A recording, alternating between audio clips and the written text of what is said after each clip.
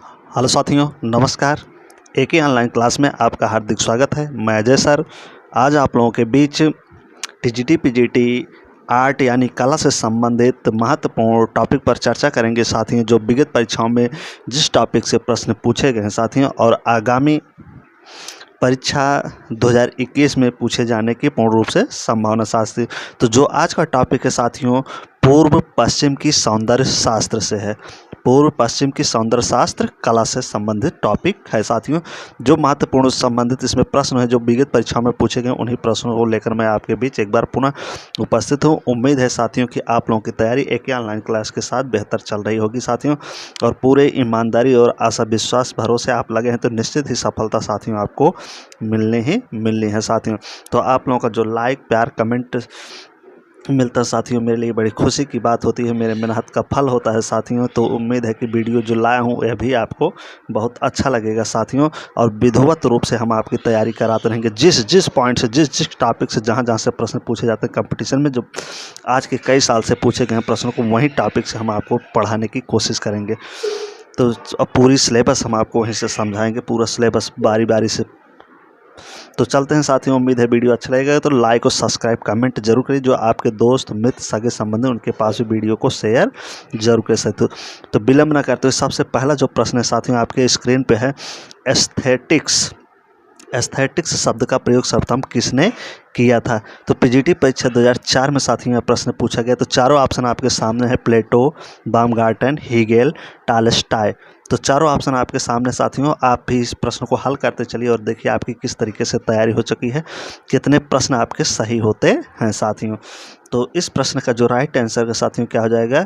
B, बामगार्टन। Aesthetics शब्द का सर्वप्रथम जो प्रयोग किए थे, कौन किए थे साथियों? बामगार्टन महोदय किए थे। तो इनसे संबंधित कुछ पॉइंट पर बात करते हैं इनसे संबंधित साथियों। तो 18वीं शताब्दी में बामगार्टन 1714 से लेकर 62 ईस्वी फिलॉसफी को लॉजिक जिसे तर्कशास्त्र कहा जाता है, एथिक्स नीति शास्त्र और एस्थेटिक्स सौंदर्य शास्त्र, तीन अलग अलग भागों में बांटा था। तो पहला क्या क्या साथियों? तर्कशास्त्र, दूसरा नीति शास्त्र और तीसरा का सौंदर्य शास्त्र। तो तीनों को अलग अलग बांटने वाले कौन थे साथियों? बामगार्टन थे। नीति शास्त्र एथिक्स मानव को बुराइयों से हटाकर अच्छाइयों की ओर ले जाता है। तो सौंदर्य शास्त्र एस्थेटिक्स आनंद की ओर, तर्क की ओर ले जाता है साथियों। तो बामगार्टन को फादर ऑफ एस्थेटिक्स, तो इसे आप नोट करेंगे, बामगार्टन को फादर ऑफ एस्थेटिक्स कहा जाता है, सौंदर्य शास्त्र का जनक। बामगार्टन को फादर ऑफ एस्थेटिक्स यानी कि सौंदर्य शास्त्र का जनक कहा जाता है। एस्थेटिक्स दर्शन शास्त्र के अंतर्गत अध्ययन किया जाता है साथियों। तो नेक्स्ट प्रश्न साथियों, जो आपका नेक्स्ट प्रश्न है वो अगले प्रश्न पर चलते हैं। इनमें से जर्मन दार्शनिक कौन है? पूछ रहा है कि इनमें से जर्मन दार्शनिक कौन है? अल्बर्ट ड्यूरर, दांते, बामगार्टन, क्रोचे। तो पीजीटी परीक्षा 2013 में साथियों प्रश्न पूछे, तो वेरी मोस्ट प्रश्न, जितने प्रश्न आपके साथ लाए हैं साथियों सामने, वो पूर्व पश्चिम सौंदर्य शास्त्र की कला से संबंधित प्रश्न यहाँ से प्रश्न पूछे गए हैं साथियों। तो इनमें से कौन दार्शनिक नहीं है? तो चारों ऑप्शन आपके सामने, तो बताइए इसमें से कौन दार्शनिक है? तो इसमें जो दार्शनिक नहीं है साथियों कौन है? बामगार्टन। बामगार्टन जो है दार्शनिक नहीं है साथियों। न अलेक्जेंडर गेटिट्यू बामगार्टन, इनका पूरा नाम है अलेक्जेंडर गेटिट्यू बामगार्टन, जर्मन दार्शनिक थे। जर्मन के क्या थे साथियों? दार्शनिक हैं। इनमें से जर्मन दार्शनिक कौन है? तो बामगार्टन साथियों। तो अलेक्जेंडर गेटिट्यू बामगार्टन जर्मन के दार्शनिक थे। दार्शनिक के साथ साथ ये क्या थे साथियों? शिक्षक भी थे। ये दार्शनिक थे जर्मन के, और इसी के साथ साथ क्या थे? शिक्षक भी थे। 17 जुलाई 1714 ईस्वी में जर्मन के बर्लिन में तथा मृत्यु 26 मई 1762 को हो गया था। तो 17 जुलाई 1764 को इनका जन्म हुआ था बामगार्टन का, और उसके बाद 26 मई 1762 को इनकी मृत्यु हो गई थी साथियों। तो अगले प्रश्न पर साथियों बढ़ते हैं। अगला जो आपका महत्वपूर्ण प्रश्न है, एशियाई कला की अवधारणा की शुरुआत किसने की? ईवी हैवेल, भगिनी निवेदिता, ए के कुमार स्वामी, कुकुजे ओकोकुरा। तो पीजीटी परीक्षा 2003 में साथियों पूछा गया, तो वेरी मोस्ट प्रश्न है साथियों। तो इसका जो राइट आंसर है साथियों वो क्या हो जाएगा, डी। क्या हो जाएगा, कुकुजे ओकोकुरा हो जाएंगे ना। एशियाई कला की अवधारणा की शुरुआत किसने की थी, कुकुजे ओकोकुरा। तो डी वाला ऑप्शन आपका क्या हो जाएगा, बिल्कुल सही हो जाएगा। नहीं, जापान के कलाकार थे जो कुकुजे थे, कहाँ के साथियों, जापान के कलाकार थे। और जापान आर्ट इंस्टीट्यूट के संस्थापक भी रहे हैं कुकुजे ओकुकुरा जी। तो अगले प्रश्न में चलते हैं, जो आपका अगला महत्वपूर्ण प्रश्न, सौंदर्य क्या है। तो अगला प्रश्न कह रहा है सौंदर्य क्या है, कलाकृति है, अभिव्यक्ति है, जीवन का आनंद है, रस निष्पत्ति है। टीजीटी परीक्षा 2005 में साथियों यह प्रश्न पूछा गया है कि सौंदर्य क्या है। तो वेरी मोस्ट प्रश्न है साथियों, सरल भी प्रश्न है लेकिन मोस्ट भी है। तो सौंदर्य क्या है साथियों, तो सौंदर्य क्या है, रस की निष्पत्ति को सौंदर्य कहा जाता है। भरत मुनि का नाट्यशास्त्र भारतीय सौंदर्य दर्शन का प्राचीनतम ग्रंथ है, जिसमें उन्होंने अपना रस सिद्धांत प्रतिपादित किया है। भाव द्वारा रस की निष्पत्ति और प्रेषक द्वारा उसकी अनुभूत सौंदर्य का सर्वोच्च स्वरूप कहा गया है साथियों। तो अगले प्रश्न पर चलते हैं साथियों। अगला जो आपका प्रश्न है, पश्चात सौंदर्य शास्त्र में सहानुभूति का सिद्धांत प्रतिपादित किया है, किसने किया है, हीगल ने, क्रोचे ने, बामगार्टन ने, टॉमस एक्विनास ने। तो पीजीटी परीक्षा 2002 में साथियों प्रश्न पूछा गया, पाश्चात्य सौंदर्य शास्त्र में सहानुभूति का सिद्धांत किसने प्रतिपादित किया। तो चारों ऑप्शन आपके सामने है। तो इस चारों ऑप्शन में जो राइट आंसर हो साथियों क्या हो जाएगा, बी, क्रोचे। कौन हो जाएंगे साथियों, क्रोचे ने। पाश्चात्य सौंदर्य शास्त्र में सहानुभूति का जो सिद्धांत किसने दिया था, क्रोचे महोदय ने दिया था।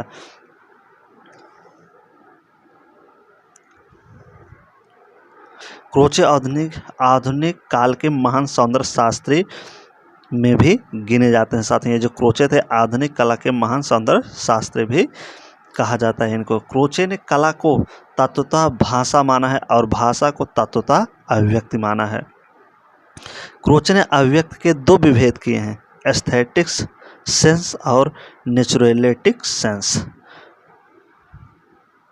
तो अगले प्रश्न पर चलते हैं, जो अगला आपका महत्वपूर्ण है साथियों, कला सहानुभूति है, किस महान दार्शनिक ने इसे स्पष्ट किया है। तो हीगल, कांट, क्रोचे, प्लोटे या प्लेटो। तो वेरी मोस्ट प्रश्न साथियों कि कह रहा है कि कला सहानुभूति है, किस महान दार्शनिक ने इसे तथ्य को स्पष्ट किया। तो पीजीटी परीक्षा 2004 में यह प्रश्न पूछा गया है साथियों।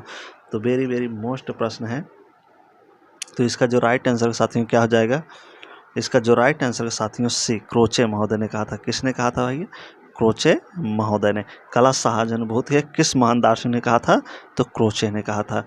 अगले प्रश्न पर चलते हैं, जो अगला आपका महत्वपूर्ण प्रश्न है वो है, पाश्चात्य सौंदर्य शास्त्र के अनुकृत सिद्धांत के प्रणेता कौन है। कांट, हीगेल, प्लेटो या अरिस्टटल। तो पीजीटी परीक्षा 2002 में प्रश्न पूछा गया साथियों। तो वेरी मोस्ट प्रश्न है, पाश्चात्य सौंदर्य शास्त्र के अनुकृत सिद्धांत के प्रणेता कौन है साथियों। चारों ऑप्शन आपके बीच में। उम्मीद है कि वीडियो आपको अच्छा लग रहा है। तो वीडियो अच्छा लगे साथियों मित्रों तो लाइक, सब्सक्राइब और कमेंट जरूर करिए। जैसी आपकी प्रतिक्रिया हो उसे आप कमेंट बॉक्स में भी बताइए, वीडियो जैसा लगे आपको। तो हम वही वीडियो लाए हैं साथियों जो परीक्षाओं में पूछे गए, अनाप शनाप वीडियो नहीं लाए हैं। जहाँ से प्रश्न बनते हैं, जो प्रश्न पूछे गए हैं कई साल, उन्हीं प्रश्नों को लेकर आपके बीच आते हैं कि यहाँ से प्रश्न बनते हैं और ये आप चैप्टर को तैयार रखिए। तो इसका जो राइट आंसर होगा साथियों क्या हो जाएगा, अरिस्टटल। तो डी वाला आंसर आपका बिल्कुल सही। पाश्चात्य सौंदर्य शास्त्र के अनुकृत सिद्धांत के प्रणेता कौन है, अरिस्टटल महोदय। प्लेटो ने भी अपनी पुस्तक अनुकृत सिद्धांत का वर्णन किया है। होमी भाभा ने भी अनुकृत सिद्धांत पर लिखा है साथियों। तो ये भी दोनों चीज़ को रखना है, प्लोटे भी हैं अनुकृत सिद्धांत पर, होमी भाभा ने भी अनुकृत सिद्धांत पर अपने बुक लिखे हैं साथियों। तो द रिपब्लिक था इनका, प्लेटो का। तो अगले प्रश्न पर साथियों बढ़ते हैं। अगला जो है आपका महत्वपूर्ण प्रश्न है, अरस्तु के अनुसार कला क्या है। वेरी मोस्ट प्रश्न है कि अरस्तु के अनुसार कला क्या है। टीजीटी परीक्षा 2005 में पूछा गया। अनुकृति है, प्रमाण है, अभिव्यक्त है या प्रकृति है। तो इसका जो राइट आंसर साथियों क्या हो जाएगा, अनुकृत। अरस्तु के अनुसार कला क्या है, अनुकृति है। अगले प्रश्न पर चलते हैं। अगला जो आपका महत्वपूर्ण प्रश्न है, भारतीय सौंदर्य शास्त्र के प्रथम दार्शनिक थे भट्टलोल्लट, अभिनवगुप्त, भरत, आनंदवर्धन। टीजीटी परीक्षा 2001 में यह प्रश्न पूछा गया साथियों। भारतीय सौंदर्य शास्त्र के प्रथम दार्शनिक कौन थे? तो प्रथम दार्शनिक की बात कर रहा है, तो इसका जो राइट आंसर है भरत मुनि हो जाएंगे साथियों। भारतीय सौंदर्य शास्त्र के प्रथम दार्शनिक कौन थे? भरत मुनि, जिन्होंने नाट्य शास्त्र नामक ग्रंथ का प्रतिपादन भी किया था, जो सर्वाधिक प्राचीनतम ग्रंथ मानी जाती है साथियों। इसमें रंगमंच की बात कही गई थी नाट्य शास्त्र में। तो अगले पॉइंट पर चर्चा करते हैं साथियों। अगला जो आपका प्रश्न है, महत्वपूर्ण प्रश्न है, निम्नलिखित में से कौन सा सौंदर्य शास्त्री भारतीय नहीं है? कह रहा है कि निम्न में से कौन सा सौंदर्य शास्त्री जो भारतीय नहीं? शांतयाना, अभिनवगुप्त, भरत या भट्टनाय। तो पीजीटी परीक्षा 2000 में साथियों प्रश्न पूछा गया कि कौन सौंदर्य शास्त्री भारतीय नहीं थे। इसका जो राइट आंसर होगा ए हो जाएगा, शांतयाना जो था ये भारतीय नहीं है साथियों। आधुनिक सौंदर्य शास्त्र चिंतकों में अमेरिका के जॉर्ज शांतयाना, पूरा नाम इनका क्या है? जॉर्ज शांतयाना का योगदान महत्वपूर्ण रहा है। तो कहाँ के साथियों? ये अमेरिका के थे जॉर्ज शांतयाना। इन्होंने सौंदर्य को 3 प्रकार का बताया है। इन्होंने जो शांतयाना है सौंदर्य को कितने प्रकार का बताया है? 3 प्रकार का। प्रथम पदार्थ का, दूसरा आकार का, तीसरा अभिव्यक्ति का। तो अगले प्रश्न पर चलते हैं। जो अगला आपका महत्वपूर्ण प्रश्न है साथियों वो है, लवण योजना का क्या अर्थ है? रूपरास, बाह्य सौंदर्य का व्यंजक, सुंदरता, सौंदर्य प्रकाशन। पीजीटी परीक्षा 2009 में साथियों पूछा कि लवण योजना का क्या अर्थ है?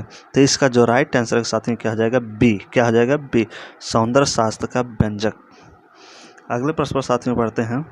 अगला जो आपका प्रश्न है महत्वपूर्ण, मनुष्य अपने भाव को कला के द्वारा प्रकट करता है, यह किसका कथन है? मनुष्य अपने भाव को कला के द्वारा व्यक्त करता है, तो किसने कहा? रविन्द्रनाथ टैगोर, प्लेटो, रस्किन, क्रोचे। तो टीजीटी परीक्षा 2005 में साथियों यह प्रश्न पूछा गया है। इसका जो राइट आंसर क्या हो जाएगा? रस्किन महोदय ने कहा था कि मनुष्य अपने भाव को कला में प्रकट करता है।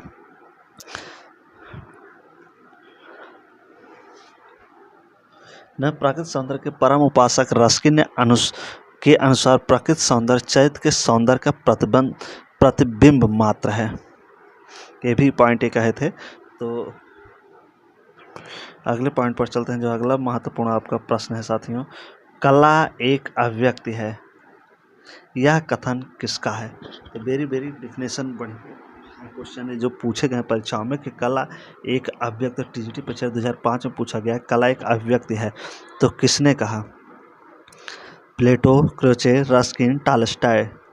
तो टीजीटी 5 में पूछा गया था 2005 में। तो इसका जो राइट आंसर साथियों क्या हो जाएगा? सी, रस्किन का हो जाएगा। कला एक अभिव्यक्ति किसने कहा था? रस्किन। तो अगले प्रश्न पर चलते हैं साथियों। जो अगला आपका प्रश्न है, उद्दत्त का सिद्धांत, वेरी मोस्ट प्रश्न, उद्दत्त का सिद्धांत पाश्चात्य सौंदर्य शास्त्र ने किसने प्रतिपादित किया है? उद्दत्त का सिद्धांत अरस्तु ने, लेजाइन ने, हेगेल ने, क्रोचे ने। पीजीटी परीक्षा 2004 और पीजीटी परीक्षा 2002 में पूछा गया है साथियों प्रश्न, उद्दत्त का सिद्धांत किसने प्रतिपादित किया? तो इसका जो राइट आंसर साथियों बी हो जाएगा, लोजाइनस ने। क्या हो जाएंगे? लोजाइनस ने। पाश्चात्य सौंदर्य शास्त्र में उद्दत्त का सिद्धांत का प्रतिपादन लोजाइनस ने किया था। इन्होंने उद्दत्त सिद्धांत के बारे में पहली शताब्दी में ही लिखा था, लेकिन यह 1554 में प्रकाशित हुआ। अगला आपका महत्वपूर्ण प्रश्न है, हीगल ने किस कला को सर्वश्रेष्ठ माना है? काव्य कला को, संगीत कला को, मूर्ति कला को या स्थापत्य कला को? तो पीजीटी परीक्षा 2009 में साथियों प्रश्न पूछा गया, हीगल ने किस कला को सर्वश्रेष्ठ माना है? तो इसका जो राइट आंसर का साथियों काव्य कला को। किसको सर्वश्रेष्ठ हीगल माने थे? काव्य कला को। George Wilhelm Friedrich Hegel, Hegel का पूरा नाम क्या है साथियों? जॉर्ज विल्हेल्म फ्रेडरिच हीगल ने काव्य कला को सर्वश्रेष्ठ माना है। हीगल ने ललित कलाओं को 5 वर्गों में भी बांटा है या रखा है। तो अगले प्रश्न पर साथियों चलते हैं। हीगल ने ललित कलाओं को कितने वर्गों में बांटा है? प्रश्न आ गया कि हीगल ने ललित कलाओं को कितने वर्गों में बांटा। तो ऊपर हमने अभी जिक्र किया था कि हीगल ने 5 प्रकार के ललित कलाओं को बांटा है, तो 5 वर्गों में बांटा है साथियों। तो 5 कला आप लोग जानते होंगे, जिसमें चित्रकला, मूर्तिकला, वास्तुकला, उसके बाद क्या आता है, संगीत, और क्या आता है, चित्रकला। तो ये 5 प्रकार की कलाएं बताई गई हैं। मूर्तिकला, वास्तुकला, चित्रकला और संगीत कला, ये सब 5 प्रकार के बताए गए हैं। तो अगला है आपका, अगला जो आपका महत्वपूर्ण प्रश्न होगा, ललित कलाओं के दायरे में कौन सी कलाएं आती हैं? चित्रकला, स्थापत्य कला, संगीत कला या इनमें से सभी? तो इसका जो राइट आंसर होगा साथियों क्या आ जाएगा, ललित कलाओं के दायरे में कौन सी कलाएं आती हैं? तो इसमें जो होती हैं चित्रकला भी आ जाएगा ललित कला, स्थापत्य कला आएगा और संगीत कला आएगा। तो इसमें जो सही आंसर हो जाएगा डी वाला हो जाएगा, सभी कलाएं इसमें आती हैं। तो अगले प्रश्न पर चलेंगे साथियों, ललित कलाएं कितनी हैं? ललित कलाएं कितनी हैं? तो ललित कलाएं जो हैं साथियों कितनी हैं? 5 प्रकार की होती हैं। तो सी वाला ऑप्शन बिल्कुल आपका सही हो जाएगा। तो अगले प्रश्न पर चलते हैं, ललित कलाओं में कौन सा तत्व समान रूप से प्रयुक्त होता है?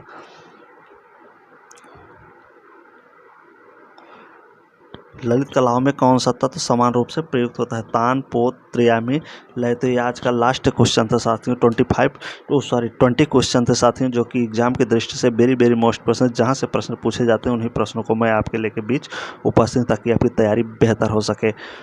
तो ये आज का लास्ट प्रश्न था। इसमें जो राइट आंसर का साथियों क्या हो जाएगा, डी, लय। क्या हो जाएगा साथियों, लय। ललित कलाओं के कौन सा तत्व समान रूप से प्रयुक्त होता है? तो लय हो जाएगा। क्या हो जाएगा साथियों, लय। तो राइट आंसर आपका डी हो जाएगा। तो उम्मीद है वीडियो आप लोगों को अच्छा लगा हो साथियों, लगा होगा। अब वीडियो अच्छा लगे तो लाइक और सब्सक्राइब कमेंट जरूर करिए साथियों। इसी प्रकार से हम नया वीडियो लेके आपके बीच उपस्थित होते रहेंगे, आपकी तैयारी कराते रहेंगे साथियों।